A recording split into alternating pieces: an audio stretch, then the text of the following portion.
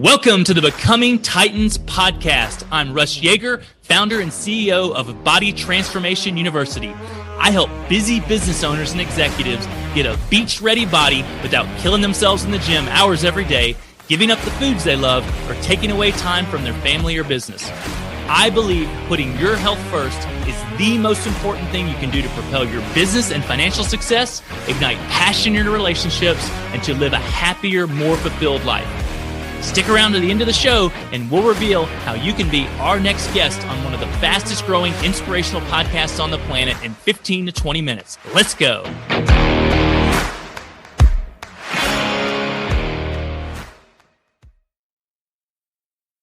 Welcome to the show. Today I have Richard Blank with me. Richard is the CEO of Costa Rica's call center. I believe, correct me if I'm wrong, the largest call center in Costa Rica. And it looks like you guys do a lot of things from your website. So I just want to jump into it, learn more about you, what you do for business owners, and more about your personal story, with your health. So Richard, welcome to the show, brother. How are you today?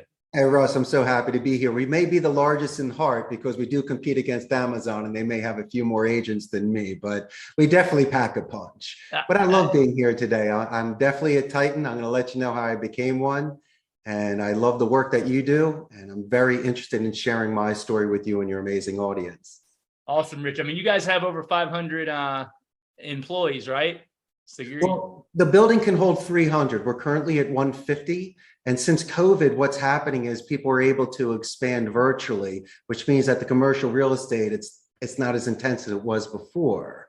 But we're very selective with the campaigns that come in. And once again, this is a very strict Catholic country. So I just want to make sure that the agents feel comfortable about what they're doing and I can fulfill the need for the client. But it's been a great run. I mean, I live here in Central America, have this amazing business that's almost celebrating 15 years. And since most people are texting and sending emails, I still see the art in speech. So working with bilingual agents is an incredible stimulation and watching their linguistic skills grow. Love it. So 150, that's no small feat. I'm going to consider you a Titan for sure. And so tell us, how did you get into this business and kind of tell us how you got to Costa Rica? Well, I was given a 1 in a million opportunity by a very good friend of mine to come work at his call center for just a couple months, just to teach English. Well, I chose to do this at 27 in August of 2000. And 2 months turned into 4 years. I really learned the business from the inside and out, almost consider it my graduate school, but I really didn't fall into this. I was prepared for it. I grew up in Northeast Philadelphia. And when I graduated the proud Abington High School in 91, I didn't decide to go Ivy League for medicine or law. I wanted to study languages. And I doubled down on that at the University of Arizona as a Spanish communication major. I interned for Telemundo and sold beer for the importers of Corona post-grad. So I had this sort of momentum of second language, of being a communicator and trying to make myself versatile and marketable. And when that barn door came open and I got past my parents' guilt, I decided to move to Central America and start my life. And here we are today. So was it the opportunity or was it the country that made you go to Costa Rica? Well, it's both. I mean, I wasn't going to North Korea or Siberia. And so when someone says Costa Rica, and you told me prior to this podcast how amazing time you had with you and your wife on your trip here. And so, yes, of course, Costa Rica, why wouldn't you want to go? And so when I came here, I fell in love with the culture. It's very close to the United States. It's the only democratic society in Central America. So I felt very safe. North of Panama, south of Nicaragua, and it's just gorgeous in regards to ecotourism. And so it was almost shedding a skin. I was reborn. When you watch these movies of coming of age moments, and it could be at any time of your life, you realize the tingling and the noise in the background that you are in your moment. And I decided to seize it. And I knew that I was prepared for this. And by keeping an open mind, having good intentions and knowing that I'm a guest in this country, it made that sort of transition that much easier compared to being a loud tourist that's expecting things. My friend, I was not on a home court advantage, which was fine. It just gave me stimulation and kept me on my toes. But I was exceptionally respectful and I didn't want to cause any sort of waves. And by doing so, I guess there was a positive reinforcement, not just socially, but economically, where I'm able to feed families and I built this business. And so the long shot paid off. And as long as you have that sort of patience and you chip away, you can almost Shawshank Redemption your life and get out there and have your freedom and your liberty. I love that. This isn't one of my normal questions, but have you done radio or have you done some kind of speech classes? You are one of the most articulate, concise, clear, well-spoken individuals I've ever talked with. Is that natural or is that practice? Well, of course, you know that a smile gets you a long way. And I guess we'll give kudos to the University of Arizona Communication Department. But if I may make some suggestions, I mean, there are certain actors and certain roles that I studied, not just enjoyed. I went as far back as Basil Rathbone when he was with Nigel Bruce doing Sherlock Holmes. He was an exquisite speaker. I enjoyed Jeremy Brett as Sherlock Holmes. He was an incredible speaker as well. But getting even into the 80s, Remington Steele and Templeton Peck were some of the most amazing linguists out there. And so when you're studying these individuals that have this art of speech and they're clever and they're glib and they have extensive vocabulary, obviously they're very diplomatic and strategic and their message packs a punch. And since I realized it goes a long way, I studied it. Yeah, I hope you guys listening are not missing the lesson here. You know, we're not just having a conversation. You know, how you, as a business owner, how you articulate, how you can communicate with others is going to have a massive impact, you know, on your business. I have a speaking coach I work with. I'm not nearly as polished as Richard is, but, you know, I've been taught how to tell my story, how to connect with people. You know, I have that big kind of, you know, energy, that magnetic attractiveness, but, you know, the way, you know, Richard is communicating, I'm captivated. He's got my attention. And that is, my friend, you know, the first value that you've already added for the audience. So thank you. So well, let me give you the master communicator, if I may. Let's go. Helen Keller. Because in my environment, it's a controlled environment. We lose 3 of our senses. She lost 2 of hers. And there's also an institute here in Costa Rica in Desamparados for blind and deaf children. So there is a huge influence here. But Helen Keller created languages. She mastered mediums. And during her day, presidents, actors, inventors, they all wanted to meet her because she was shining. She had this ability that was greater than what mankind could produce. And so I took that upon myself, realizing that in a call center, you are in a controlled environment, losing 3 of your senses. Your hearing should be expanded. There should be some serious active listening. And just like you and I, we use image streaming, we use descriptions and adjectives, expand on your thesaurus so you can use your similes and really paint a picture when you speak. And if you do that, as you say, my friend, and I appreciate the compliment, you captivate and you keep somebody's attention. You can manipulate conversations to prolong it. And the longer you're in the ring, the more points you get, and there's a better chance you're going to win. And so that's why I believe that your talk time is very important, just allowing it to happen naturally. Absolutely. Absolutely. So tell us, Richard, a little bit more about what you guys do, because I know you're a call center, but I was looking through your website. I mean, you guys offer a lot of different services. We most certainly do. And we're looking for clients that are interested in scaling, or if they want to compare apples. We do outbound sales, lead generation, appointment setting. I can also do inbound customer support, back office support, and non-voice support. And the agents that we have here are dedicated. They're not blended. They don't work on multiple campaigns. They work for you. And they're also college educated. And when they come in here bilingual, to me, it bears the mark of higher education. I may not know you, but I see, just like your big muscles, I see structure and discipline. And I also put fear into perspective, because learning a second language, Russ, is 10 times harder than any campaign I'm going to put you on. And I'll also reduce a second way by giving you all of your resources and having a quality control department, just like a personal trainer in a gym, to make sure that you have structure and perfect form so you don't hurt yourself and you build muscle and you feel good. And then finally, I have a gamification culture. I'm still a kid. I collect pinball machines for colas and vintage arcade machines. And so there's an environment for you to let off steam, recharge batteries, hang out with me, reduces attrition. And also, most of these games are older than the ages. So instead of saying you played pinball virtually, no, jump on that Jurassic Park pinball machine and tell me what you think when you can really feel it. And so these are sort of the stimulations that get someone off of their phone during lunch when they're looking at Instagram or outside having a cigarette. These are ways that people can have recess or even have dessert first prior to working, and it puts them in an incredible mood. I believe that. I love your background. For you guys that are just listening, Richard's got a really cool background. I'd love to see your entire office. So before we were speaking, my biggest message to entrepreneurs and business owners is you're your most important asset. Taking care of your health needs to be part of your business plan. It's not optional. You have a interesting story in terms of your health and fitness. I'd love to hear you share that with the audience if you're open to it. Well, thanks, of course. Well, I always grew up with athletics. My parents encouraged me to play sports in high school, so I was a tri-letterman: golf, ice hockey, and lacrosse. In college, I played competitive roller hockey, and I did that in men's leagues post-grad. And then in Costa Rica, there's no ice or roller hockey down here, so it was more just playing golf or just doing other sort of hiking and surfing. But once the business hit, I got out of routine. It used to be either early in the mornings or late in the afternoons. And then there's 1,000 excuses on why not, meetings to go to. And you're looking at your accounts more than you are the weights. And you lose time.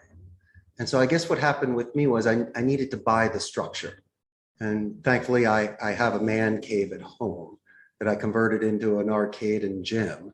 And so I bought a universal machine. I got a flat bench. I got myself a bunch of different weights, got an elliptical, sit-down bike, and a punching bag. And naturally, I'm missing out on a Smith machine in order sort of specific exercises I could do at a gym.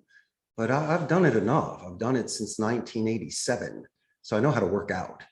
And it's enabled me the convenience to put that back into my routine, especially the punching bag. I love working core right now. And one of my favorite instructors was Kiana Tom. I don't know if you remember her from the 90s. It's called Flex Appeal.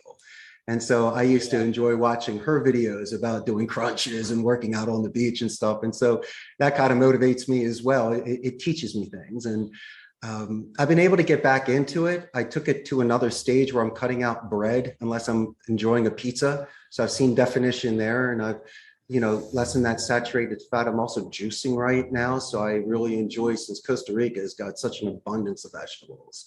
And I go to the farmer's market on Saturday. I'm pulling out the apples and the cucumbers and the beets and the carrots and any sort of celery, anything you could think of. I am juicing that, putting it down. That feels great every day. And my wife's Costa Rican, and her diet's incredible. And so these are things where I can still enjoy my Pringles, Doritos, chocolate, and pizza every now and again. And it's like ecstasy. But your routine, if you eat well, you'll have the energy, your skin's going to look good, your body's going to feel fine. And you might get stronger in the gym. I even started taking creatine, and that's been giving me about good 20 to 30%. And I like how I feel, and I like my form, because I'm not trying to go heavyweight now. It's really more about the 10 to 15 burn and push, so I can get that definition because I'm big enough.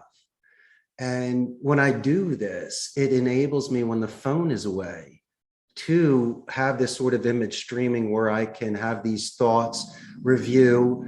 I could be sleeping on something from the day prior, realizing my tone might have not been appropriate, overextended, or not did enough. And by the breathing, by the decompressed stimulation, by the exercise, the moment I walk out of there 2 hours later, I've set my day and probably 4 days forward. And I needed that. And I'm glad that it's back in my life, Ross. That's awesome, Richard. Yeah, I mean, there's so many benefits, the physical, the confidence, the mental, emotional, the health of exercising. And I get some of my best ideas when I'm working out. And then I have I call it super energy, superhuman energy to go execute on that, that idea when I'm done working out. Right. Richard, what do you think the biggest challenge business owners face today is? I think they're too hard on themselves. And naturally people put their best foot forward, and what you may see on websites, LinkedIn profiles, and when they're raising champagne glasses, sure, they're having their moment, but it's almost like a Rube Goldberg experiment. You ever see those non-electrical machines that just bounce into each other? It's really the 99 times it doesn't work to get that one time that it does work. And business owners need to have patience. And there's a lot of naysayers and great believers that are out there. And it's because they care about you and love you, but you stay course.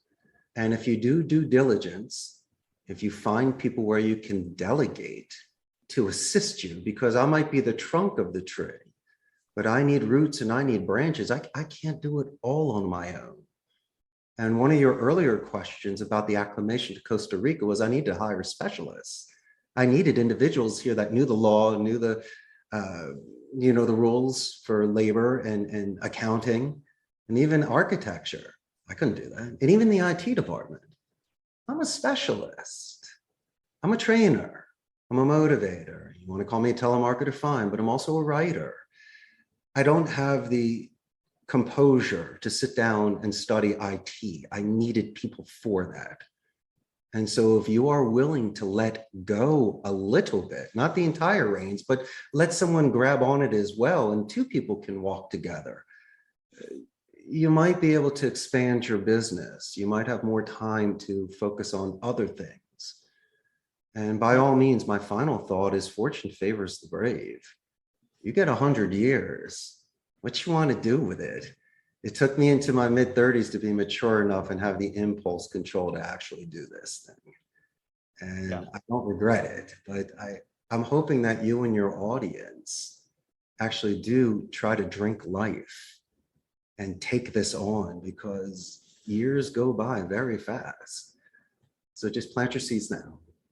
Yeah, that's beautiful, man. I want to, those last 3 minutes, you guys need to rewind, go back and rewind. I'm definitely going to. That's some amazing business and life advice.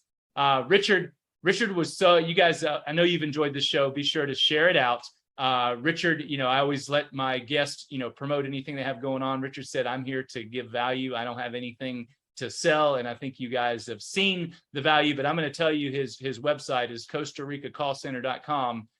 If you do want some help scaling your business, you guys want to see what Richard and his team have going on, definitely go check him out. Are you on Instagram, LinkedIn? Richard, where can people follow you? They can just Google me. I'm everywhere. And if you go under images, you'll definitely see what the call center looks like, the games, the limo, my smiling face and bald head. But I would love your audience to come visit. I got 1,001 suggestions to make.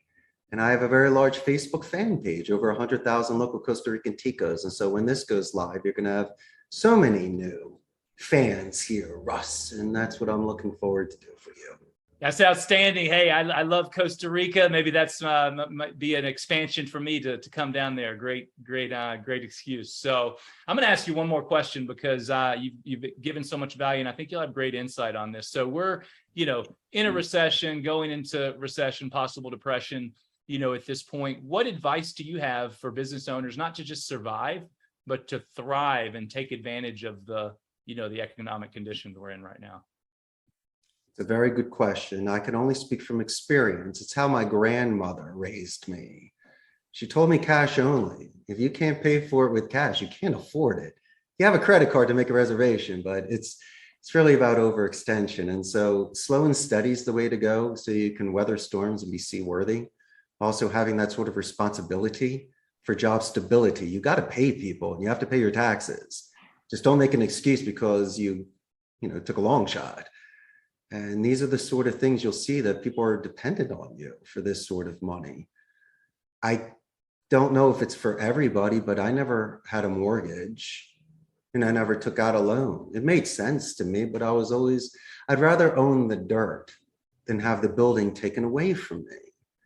And I also would like to sleep at night, because these are the sort of things that can get you in a rabbit hole or a spider's web, and it just doesn't get any better. And so listen, Russ, you and I like each other, regardless of if I'm wearing a suit or not, and we're going to be good friends. And so I don't need to impress you with a Rolex, and I don't need to have some sort of imagery in order to earn your respect and be your friend.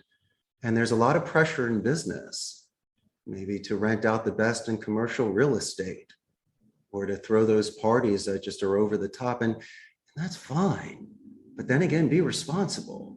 You're trying to weather storms. You're trying to start a business. And how about this? The money that you saved could be purchasing secondhand computers, office furniture, or anything else that someone may be going out of business. You today, me tomorrow. And it's just the kind of thing where you could be at the right time to scoop up opportunities because you were conservative during certain times. And so in order for me to have scaled this business, I was purchasing that sort of secondhand, brand new furniture and electronics that is expensive to import and to buy out of the stores. And so if you can put your pride on the side there and be selective of where you invest, you're going to do great too.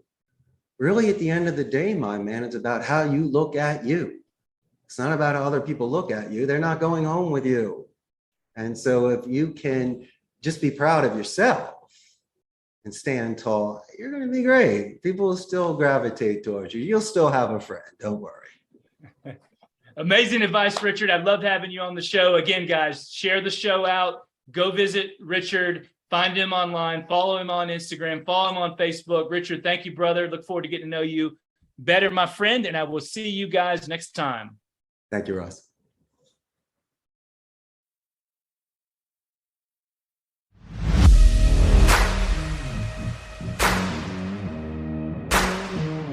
Russ Yeager here. Thanks so much for listening to the Becoming Titans podcast. If you're a successful business owner, entrepreneur, or executive, consider your company as having a true purpose and would like to be a guest on this program, please visit russyeager.com/apply. And hey, if you got value out of the interview today, I'd be so grateful if you simply would share it on your favorite social media platform. And if you know someone who would be a great guest for the show, tag them on social media to let them know about it and include #BecomingTitans. I love seeing you guys post and guest suggestions. We're regularly putting out new episodes and content, so to make sure you don't miss any episodes, go ahead and subscribe to the podcast. Your thumbs up, ratings, and reviews go a long way to help promote the show and really mean a lot to me and my team. If you want to know more about what I do, go to russyeager.com or follow me on LinkedIn, Facebook, or Instagram, all under my name. Thanks again for listening. Have an awesome day, and we'll see you next time.